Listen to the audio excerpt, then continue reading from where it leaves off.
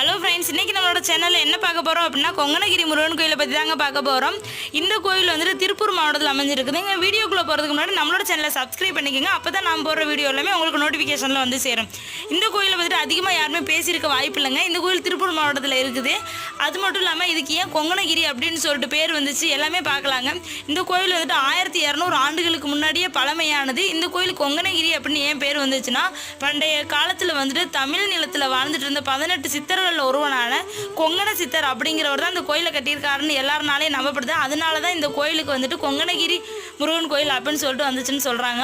இங்கே வந்துட்டு முருகன் வள்ளி தெய்வானையோட வந்துட்டு காட்சி கொடுத்துட்டு இருக்காங்க. நிறைய திருமண தடை, அதுக்கப்புறம் வந்துட்டு செவ்வாய் தோஷம், கிரக தோஷம் அப்படின்னு வர்றவங்களுக்கு இங்கே போய் பிரார்த்தனை பண்ணிட்டு வந்தீங்கன்னா அந்த தடையும் உங்களுக்கு நீறி உங்களோட பிரச்சனை சரியாயிரும் அப்படின்னு சொல்லிட்டு நம்பப்படுதுங்க. இந்த கோவிலில் அருணகிரிநாதரால் வந்துட்டு புகழ் பெற்று பாடப்பட்டிருக்குதுங்க.